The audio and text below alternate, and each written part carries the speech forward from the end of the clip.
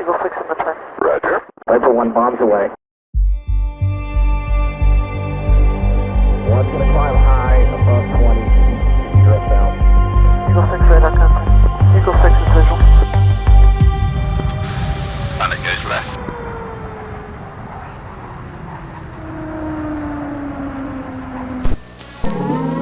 Hello and welcome back to the DCS SITREP, the news show on the world's premier combat flight simulator for the home PC. Right now it's DCS World, as you know, and it's brought to us by Eagle Dynamics and its numerous third-party affiliates, and I'm your host once again, Prickly Hedgehog. Today we're going to talk about the Pacific Theater of Operations, and ED made an extremely positive announcement about its work-in-progress Mariana World War II map, which encompasses not only the map but also a large number of assets to set the stage for a very exciting Pacific Theater of Operations. The team advised as follows. Now, with the creation of the free modern-day Mariana Islands map, they announced here that their intention is to create a World War II scenario that covers the momentous Mariana Islands events of summer 1944. In addition to an almost complete recreation of the map based on our latest map tools, they said, and years of historical research, they have been creating AI air, land, and sea units from the United States Navy and the Imperial Japanese Armed Forces for this period and location. So this is in parallel with player-controlled aircraft such as the DCS F-6F Hellcat. And presumably, though it's not mentioned here, we should see at some stage, I'm not sure how it's going to be injected in and around this release, the Corsair by Magnitude 3, which a lot of you are also chomping at the bit to get into the cockpit. Now, as part of Operation Reforger, these scenarios will provide the most important mission types of the era, including air-to-air, naturally air-to-ground, and some anti-ship work spread over the battles for Saipan, Guam, Tinian, and the Battle of the Philippine Sea. So it's going to be a pretty decent theater, providing a lot of variety.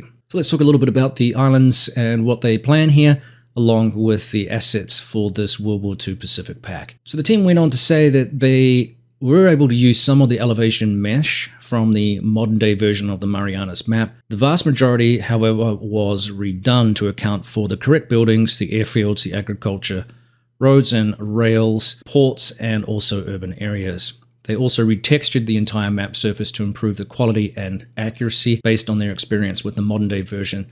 They are carefully ensuring good performance too. Now, for those of you who remember when the original Marianas Modern, if you like, was released, the performance was a little bit less than desirable.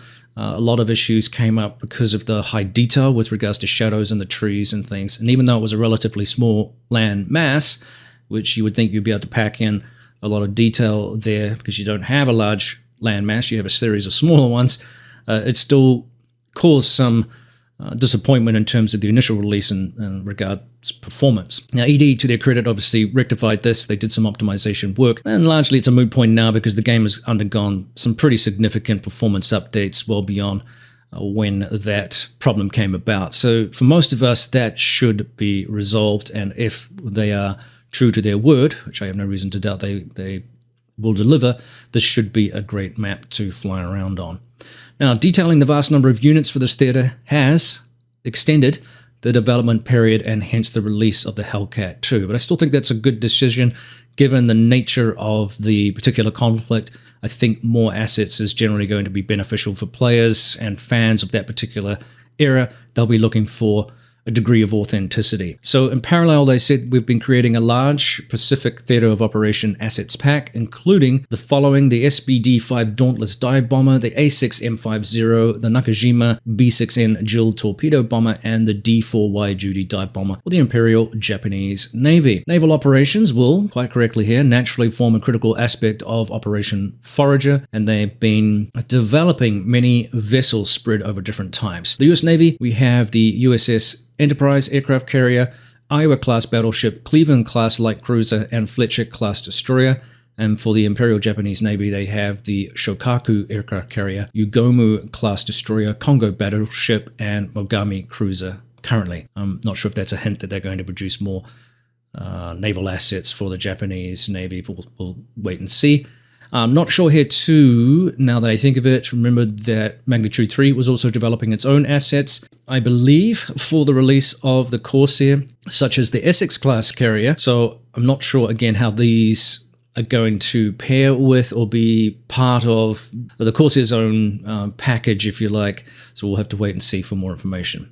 Regardless, they go on to say that the ground battles between the US Marine Corps and the Imperial Japanese Army raged across Saipan, Guam, and Tinian, and they'll be including multiple tanks, amphibious vehicles, artillery, anti-aircraft guns, and infantry as part of that as well. So they are planning more aircraft, such as the SB-2C Helldiver, the TBF Avenger, and Catalina for the US Navy, and the D-3A Val, and the B-5N Kate for the Japanese.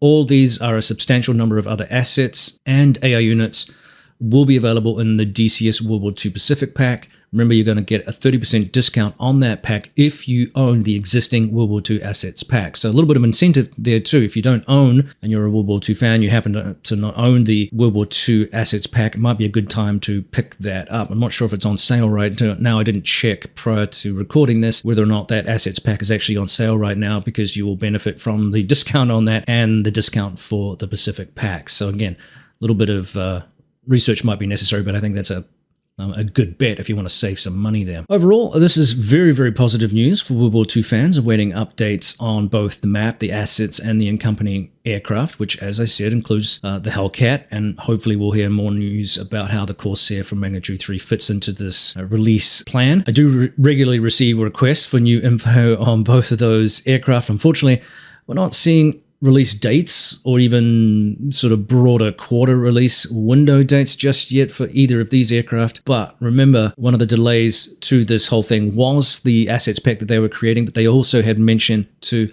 that the dynamic campaign was a little bit of a hindrance to this as well, because it pulled resources away because they wanted to work on that, which is one of the number one requests from the community. So overall, it's nice to hear some major information about what kinds of things we're going to see. It was teased at the beginning of 2024 with the 2024 and beyond video, but then we didn't see anything materialize out of that. This probably explains why. And I think, as I said before, it will be important to have as many assets as possible to create an environment which is authentic for fans of that particular period of fighting during World War II. Let me know what you think in the comments section below. Let's talk about OctopusG, who made an exciting announcement this past week regarding their LA-7 Russian aircraft, and it has had its flight model approved by Eagle Dynamics, which is a pretty big deal because remember that flight models in the game generally are the most challenging components of developing the aircraft in game because you have such a wide variety of flight regimes. It's one thing to create an aircraft just to fly around, but once you start stacking things like bombs or other things like fuel tanks to it, the data required to model that accurately changes again, and so you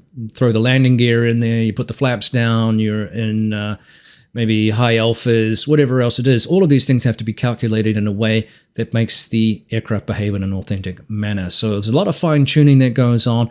And of course, as we have seen, even aircraft in the game continue to get little tweaks based on feedback from the community and other changes in the game's development and evolution. So as an example, the Apache just recently got that. So I'm excited for the team to have reached that milestone. They went on to say that they're now preparing the required content for early access release. So I suspect this could be the first third-party module to be released this year in 2025. So keep your eyes peeled, fans of this aircraft, for more updates in the very near future, I suspect. Now let's move to some other third-party development news. And many of you will have seen the teaser from Heatblur showcasing the HUD shot of the Eurofighter this week. The aircraft was announced, gosh, was it way back in 2020? Somebody reminded me. I didn't realize it was that far back. But that was made by True Grit, who are producing, or are the prime producer of the aircraft, thanks to some one of the test pilots there who flew the Eurofighter in Germany and wanted to recreate the aircraft in-game in DCS World. Well, pretty early on, they realized that they needed a little bit more help. They could produce some things, but they needed more help with modeling the aircraft accurately within the DCS environment, and they didn't have the expertise that they felt that they needed to be able to do that, at least without having to reinvent the wheel, so to speak. So they teamed up with Heatblur, which was a smart move. So it's a cooperative venture between those two teams. And as good as news that was, unfortunately, it also meant that the aircraft's development kind of got buried into a back project, as Heatblur was mostly focused on the Phantom II and managing its existing modules like the Tomcat and the Viggen,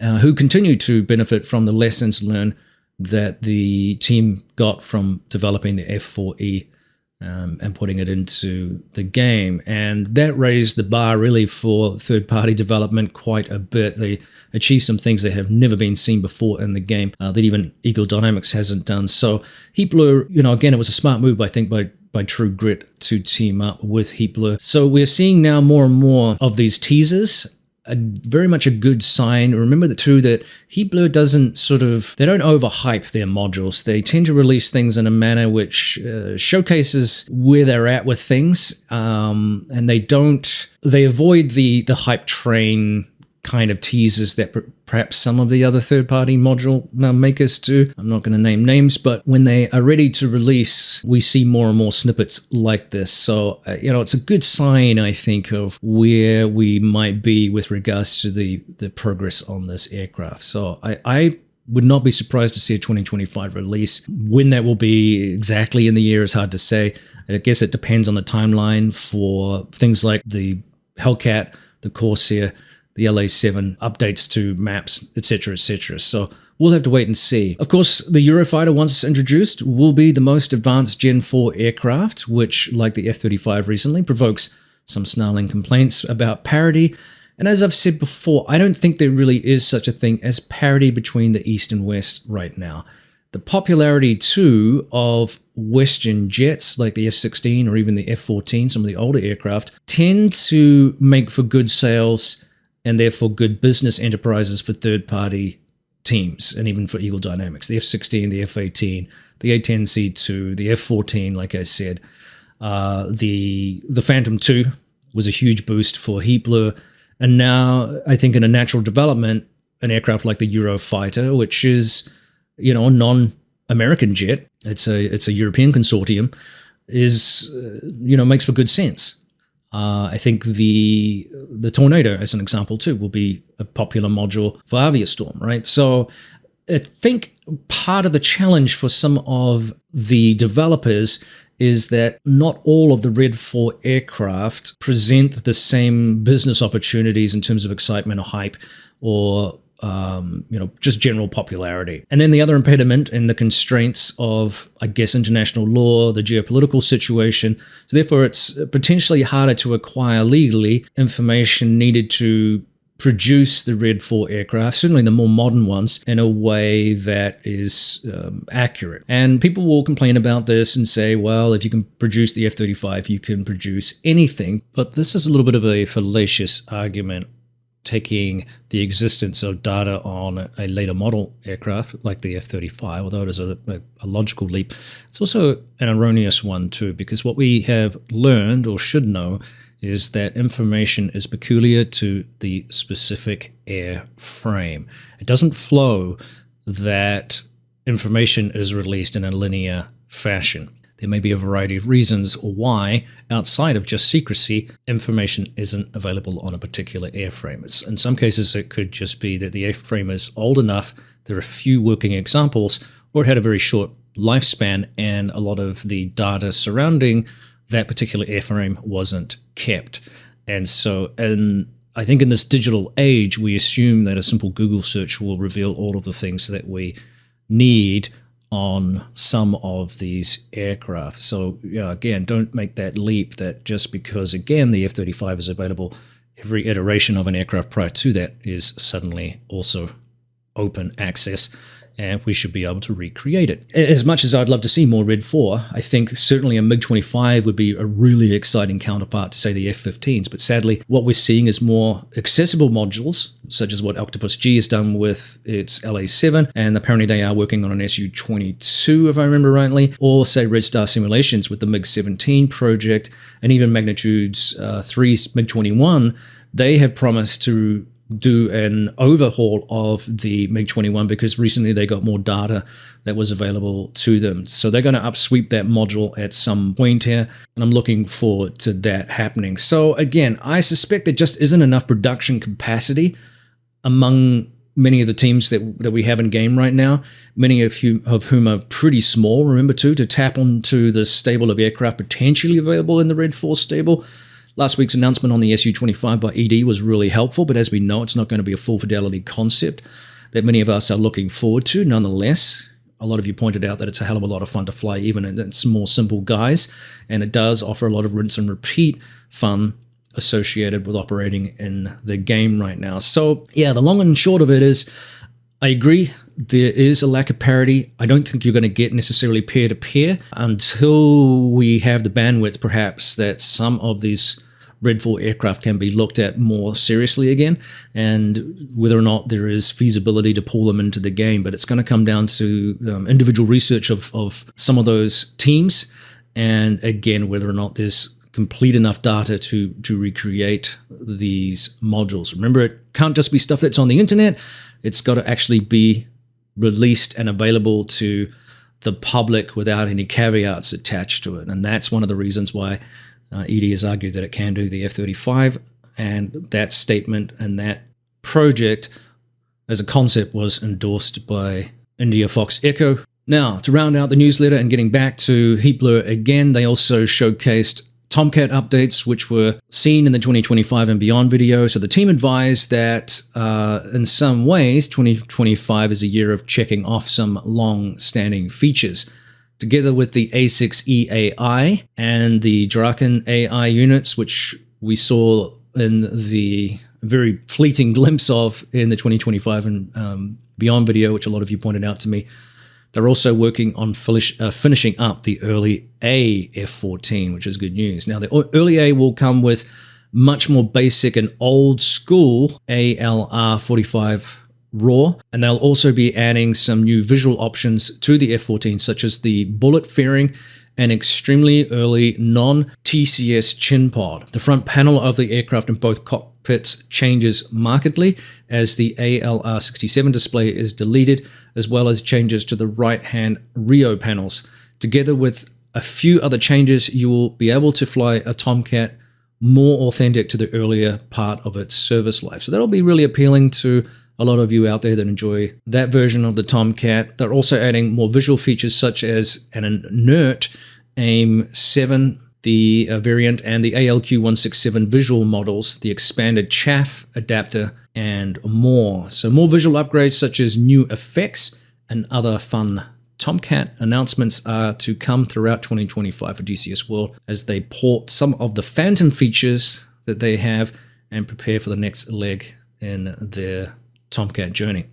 Cool stuff. And the last little bit of news here, which is not covered in any of the newsletters, it's actually from Looking Glass, who reached out to me. They have produced the Inherent Resolve campaign for the FA-18C, and they wanted to let me know that to celebrate the success of the FA-18C campaign for the Hornet Inherent Resolve, they are giving away a free mission for DCS pilots to try out. It's mission number 7. It's labeled The Oil Business. It's easy to play. Users will enjoy flattening oil derricks and destroying a rather large oil refinery near Palmyra with the help of Bone 11. It's great fun, and it can be played again and again. So the free mission requires, obviously, the Hornet and the Syrian map. It's aimed at newbies. It's easy to play. You can fly formation with the B-1, the F-15, and the F-16. As said before, you get to destroy some oil derricks and the massive oil refinery near Palmyra. And remember, too, that not only this particular campaign, but there has, in fact, been, through the patch this past week, a lot of updates to a whole host of campaigns and missions in the game. So do check the post out with regards to that from the last changelog from ED. As I said, it lists off a very large list, which we won't go through, of the various updates to campaigns, fixes and bugs, etc., etc. Let me know what you think in the comment section below. This has been an exciting update. Stay tuned for more. This is Prickly Hedgehog out. We'll see you next time on the DCS SITREP. Cheers.